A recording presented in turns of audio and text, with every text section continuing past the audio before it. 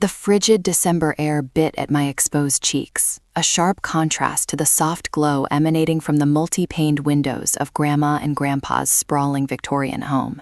Flakes of snow, fine as powdered sugar, danced in the beam of the porch light, swirling around the meticulously hung wreath of holly and pine. Each step of the flagstone path crunched under my boots, a sound swallowed by the muffled thrum of Christmas carols filtering through the thick glass. A knot, familiar and unwelcome, tightened in my stomach. Christmas dinner. The ornate brass knocker, shaped like a lion's head, felt icy under my gloved hand. Before I could even let it fall, the heavy oak door swung inward, revealing the warm, spice-laden air that always clung to their house during the holidays. It was a potent mix, the sweet, earthy aroma of pine needles from the towering tree in the foyer, the rich, savory scent of roasting turkey and sage stuffing already mingling in the air, a faint undercurrent of Grandma's signature rosewater perfume, and, subtly, the acrid bite of cigar smoke Grandpa always indulged in, even if it was technically forbidden indoors. "Darling!" Grandma's voice, a soft, melodic hum, cut through the low murmur of conversation already filling the entryway. Her arms, surprisingly strong for her delicate frame, enveloped me in a hug that smelled of lavender and warmth. Her silver hair, usually pulled back in a neat bun, had a few stray wisps around her kind, crinkled eyes. She held me for a moment longer than necessary, a silent acknowledgement of the unspoken tension that always accompanied these gatherings. "Merry Christmas, Grandma," I mumbled into her soft cashmere sweater, a genuine smile finally breaking through my carefully constructed holiday mask. She pulled back, her hands cupping my face.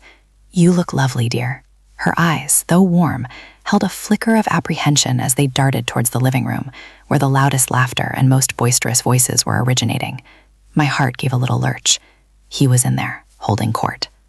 I shucked off my coat, hanging it on the crowded rack in the hall, the scent of damp wool joining the olfactory symphony. The house itself was a testament to my grandfather's success, as he so often reminded everyone. Dark, polished wood gleamed under the soft glow of antique lamps, reflecting the twinkling lights of dozens of carefully placed decorations. Every surface held a ceramic angel, a miniature sleigh, or a sprig of mistletoe. It was beautiful, opulent, and suffocating all at once. Stepping into the living room felt like walking onto a stage. The grand fireplace crackled merrily, casting dancing shadows on the high ceiling. My parents, Aunt Carol, Uncle Mark, and a smattering of cousins were scattered across plush velvet armchairs and sofas, glasses of wine or amber liquid in hand. A faint, tinny sound of Bing Crosby singing White Christmas emanated from hidden speakers, easily overpowered by the human voices. And there he was, Grandpa, seated in his usual oversized leather armchair, a crystal tumbler of scotch glinting in his hand, his silver hair impeccably combed back. He was a man built like a bull, even in his late 70s, with a booming laugh that could shake the very foundations of the house. He was holding forth, as always, recounting some tale of a shrewd business deal from decades past, his voice resonating with self-satisfaction. My father, always placating, chuckled dutifully. Uncle Mark nodded along, eyes glazed over. My gaze met my mother's across the room. She offered a small, apologetic smile, a silent warning in her eyes. "Just get through it," it said. I moved tentatively, threading my way through the clusters of family. "Hey, everyone," I offered, my voice feeling small in the cavernous room. "Took you long enough." Grandpa's voice cut through the air, sharp and sudden like a clap of thunder.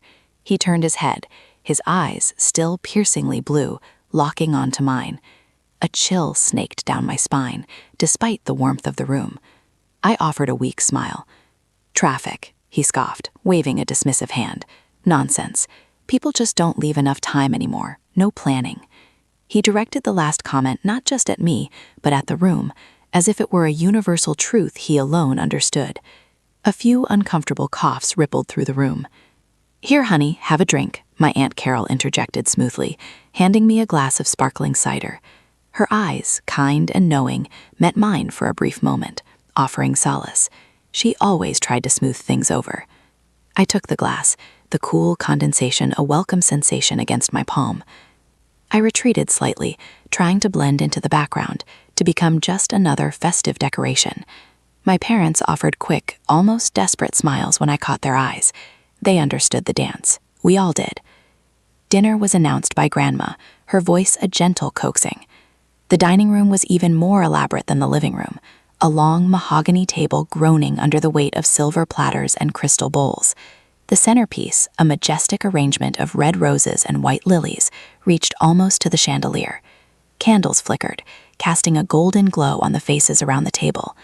The air here was even richer, thick with the aroma of roasted root vegetables, cranberry sauce, and the faint, sweet scent of mulled wine.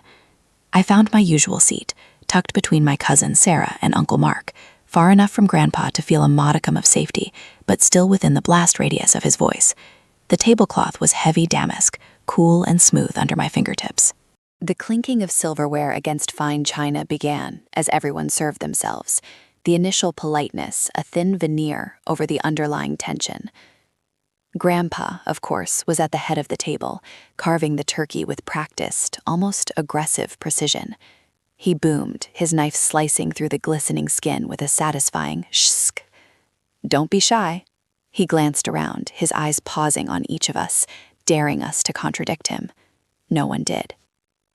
The conversation started with innocuous topics: the weather, holiday plans, a new movie someone had seen.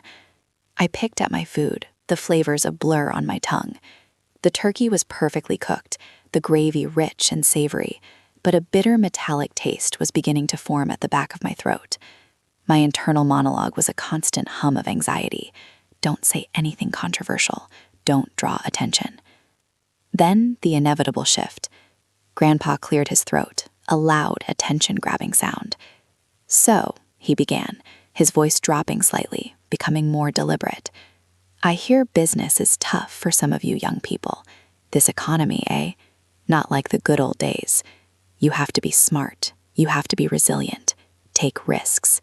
He punctuated his words with a decisive tap of his fork against his water glass. My father cleared his throat nervously. "It's certainly challenging, Dad." "Managing," Grandpa snorted, a sound of disdain. "Managing isn't thriving, George. You need to thrive. That's what I always did." He then launched into another anecdote about how he'd bought a failing textile mill for a pittance and turned it into an empire, detailing the precise figures and the sheer brilliance of his foresight. The story was familiar, a well-worn record, but everyone listened with feigned interest, eyes darting to each other, silently begging for it to end. I took a large gulp of water, the cool liquid doing little to douse the fire building inside me. I could feel his gaze, even without looking. It was like a physical weight, pressing down on my shoulders. I knew it was coming. It always did. He finished his story with a flourish, leaning back in his chair, a smug smile playing on his lips. Then his eyes, those piercing blue eyes, swiveled slowly, deliberately towards me. The smile remained, but it didn't reach his eyes. His voice, now no longer booming, but a low, conversational tone, cut through the gentle hum of Christmas music and the clinking of cutlery. It was just loud enough for everyone at the table to hear, but quiet enough to feel like a private, pointed jab. The world, which moments before had been a symphony of festive sounds and comforting smells, instantly compressed into a singular, agonizing point. The clinking of forks on plates ceased. The low murmur of conversation evaporated. Bing Crosby's voice, mid-lyric, suddenly seemed to blare in the overwhelming silence. My breath caught in my throat, a sharp, ragged gasp that made my chest ache. My heart, which had been beating a steady rhythm, lurched and then seemed to stop altogether, a dead weight in my ribcage. My vision blurred at the edges, the flickering candlelight around him forming a halo of accusation. The rich, savory taste of turkey and gravy on my tongue turned to ash, dry and gritty. I froze, every muscle in my body locked up, a sudden involuntary paralysis. I couldn't move. I couldn't speak. I couldn't even blink. His words hung in the air, heavy and suffocating, ringing in my ears like a gong. It wasn't a question, not really. It was a statement, a declaration, a reminder of my perceived dependence, my inability to stand on my own 2 feet, my failure to escape his shadow. It was a weapon, wielded with surgical precision, designed to cut me down, to humiliate me in front of everyone I loved, to underscore his dominance, his power, his ownership. My mind, for a terrifying moment, was completely blank, a vast, echoing void. Then a tidal wave of sensations crashed over me, the burning flush of shame creeping up my neck, the icy grip of anger constricting my throat, the desperate urge to disappear, to dissolve into the heavy damask tablecloth. My eyes, wide and unblinking, were fixed on his face. He wasn't smiling anymore. He was simply watching me, a faint, almost imperceptible smirk playing on his lips, waiting for my reaction, waiting for me to squirm, waiting for me to break. The silence stretched, agonizing and thick, filling every corner of the opulent dining room. It wasn't just the absence of sound. It was a living, breathing entity, pressing down on me, amplifying the rapid, frantic drumming of my heart. I could feel the collective gaze of my family, though I couldn't bring myself to look at them. I knew what they were doing, looking down at their plates, pretending not to hear, pretending not to see, too afraid to intervene, too accustomed to his cruelty.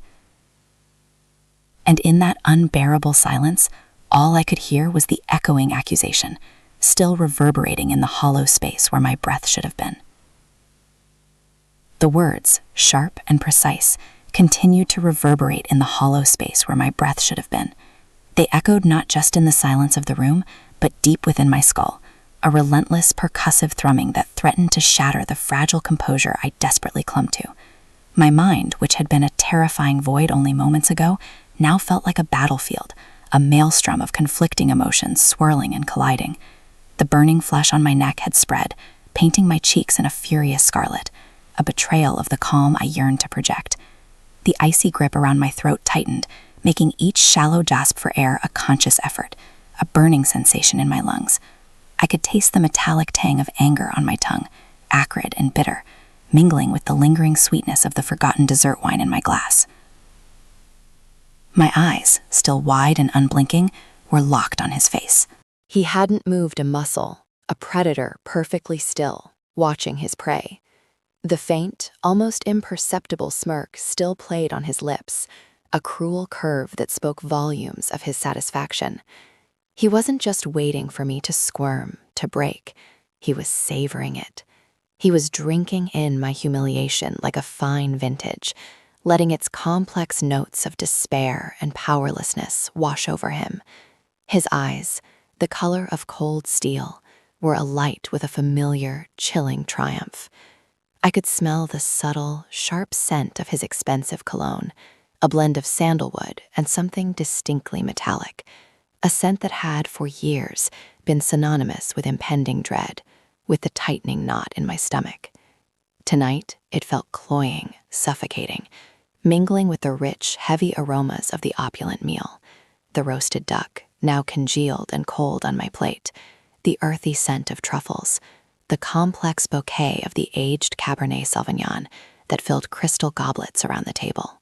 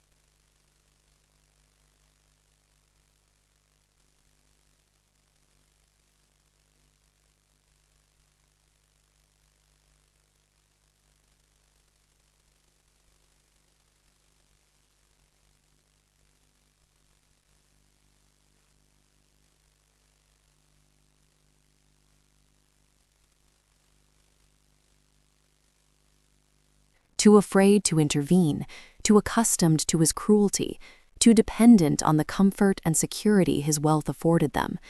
Their silence was not protective, it was complicit. A faint clink, almost imperceptible, broke the suffocating quiet. It was my mother, gently, nervously placing her fork down. The sound, amplified in the profound stillness, was like a tiny bell tolling in a vast cathedral. My gaze remained unwavering, holding his. I saw his smirk deepen fractionally, a silent acknowledgement of the family's discomfort, their helplessness. It fueled him, I knew. Their fear was his sustenance, my humiliation his feast. The memory, sharp and unbidden, flashed behind my eyes. A younger me, perhaps 10 years old, caught in a similar spotlight. A forgotten homework assignment, a public dressing down at a family gathering, the same cold eyes, the same chilling smile, the same humiliating silence from everyone around me. His words then, just as potent, just as destructive. The shame had burned then, just as it burned now. But something was different. The shame was still there, a corrosive acid eating at my insides, but it was no longer alone. It was now warring with a growing, searing indignation, a defiant refusal to be reduced, to be broken. I felt a tremor run through my left hand, a barely perceptible shake. I pressed my palm harder against the damask, digging my fingernails deeper. A faint, earthy scent rose from the fabric, a mix of old linen, polish, and the faint, sweet perfume of the lilies in the centerpiece. The aroma, usually comforting, now felt like a shroud, heavy and suffocating. His voice, when it finally came, was a low murmur, barely above a whisper, yet it cut through the silence like a scalpel. It was smooth, laced with a false concern that was more terrifying than any shout. "Cat got your tongue, darling?" He leaned back slightly in his ornate dining chair, the subtle creak of the antique wood a minor punctuation mark in the ongoing stillness. His gaze swept around the table, a brief, dismissive glance at the other faces, confirming their averted eyes, their discomfort, their silent acquiescence. He was reminding them, not just me, of his absolute control. It's quite simple, isn't it? Just a yes or a no. The last 3 words, "I bought for you," were delivered with a deliberate emphasis, each syllable a hammer blow to my already bruised ego. He wasn't asking a question, he was stating a fact, carving it into the air with an invisible blade. He was waiting for the yes, for the inevitable nod of submission, for the public admission of my continued dependence. He wanted to hear the words from my own lips, to see the defeat in my eyes, to witness the final crushing blow to my spirit. My breath hitched, the metallic taste in my mouth intensified. My throat felt raw, constricted. I could feel the individual beats of my pulse throbbing in my temples, a frantic rhythm against the backdrop of the opulent, silent room. The flickering candlelight from the towering silver candelabras danced in his cold eyes, making them seem even more predatory, more alive with malicious glee. The scent of melting beeswax from the candles mingled with the heavy perfume of the lilies and his cologne, creating a bizarre, unsettling olfactory tapestry. My internal voice, the one that had whispered, "No, not again," now screamed. It was a primal, wordless roar against the injustice, against the years of veiled insults and open humiliations, against the suffocating embrace of his so-called generosity. My vision blurred for a split second, the crystal glasses and polished silver on the table shimmering like heat haze. A sudden, almost uncontrollable tremor ran through my entire body, a shiver that started in my core and radiated outwards. This wasn't just about the house. This was about everything. This was about my entire life, constantly weighed, measured, and found wanting in his eyes. This was about the invisible chains he had forged, one by one, with every gift, every favor, every help, each one a link in the unbreakable bond of obligation. He had designed my life, orchestrated my choices, and now he was demanding his due, publicly, brutally. The silence returned, even heavier than before, if that were possible. It hung in the air, thick and expectant, waiting for my response. The small, almost imperceptible shift of a chair, the soft rustle of silk from my mother's dress, the faint scent of my brother's nervousness, a subtle, almost acrid smell, all were magnified in the profound stillness. I could feel his gaze, a physical pressure, burning into me. He didn't blink. He simply waited. And in that excruciating wait, as the burning shame threatened to consume me whole, that defiant spark, that tiny ember, finally ignited. It wasn't a roaring fire yet, but it was a steady, resolute glow, pushing back against the encroaching darkness. I would not break. Not tonight. Not anymore. My breath hitched, a sharp, ragged sound in the profound stillness. The defiant spark, once a tiny ember, now surged, a white-hot current through my veins. "No," I said, my voice surprisingly clear and steady, cutting through the heavy air like a razor. It was a single word, yet it felt like an earthquake. His perfect composure fractured. A flicker of something, surprise perhaps, or even a nascent rage, crossed his face before he recomposed himself, his eyes narrowing slightly. "No," he repeated, the word laced with a dangerous calm.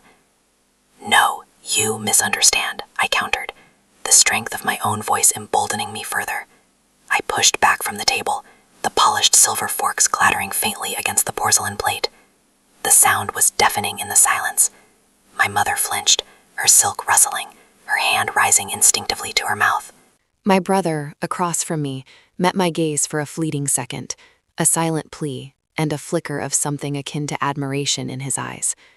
"I understand perfectly," I continued, standing now, my hands gripping the back of my chair, knuckles white. "You see your generosity as a debt, a leash, a cage, but I am not your possession. This house, these gifts, this entire life you supposedly designed for me?" His face hardened, the mask of calm slipping away to reveal a chilling fury. "You are being ungrateful," he spat, his voice low and menacing. "No," I repeated, louder this time, letting go of the chair, my posture straightening. "I owe you nothing. You wanted to own me, to control every choice, every breath, but I refuse to be bought. I refuse to be traded." I looked at my mother, her face pale, her eyes wide with a mixture of fear and dawning comprehension. Then to my brother, who had subtly shifted, his body language now facing me, a silent ally. "Keep your house," I said, my voice ringing with a newfound authority, addressing him directly again. "Keep your money. Keep your chains." I turned from the table, my heart pounding a frantic rhythm against my ribs, yet my steps were measured, deliberate. I walked past my mother, past my brother, not looking back. The faint scent of my brother's nervousness was replaced by the clean, sharp smell of my own resolve. Each step was a severing, a silent snap of an invisible link. The heavy, ornate door loomed before me. I didn't hesitate. My hand found the cold brass handle, twisted it, and pulled. The cool night air hit my face, a liberating shock after the stifling atmosphere within. I stepped out, closing the door softly behind me, a final, definitive click that echoed not in the opulent dining room, but within the chambers of my own liberated heart.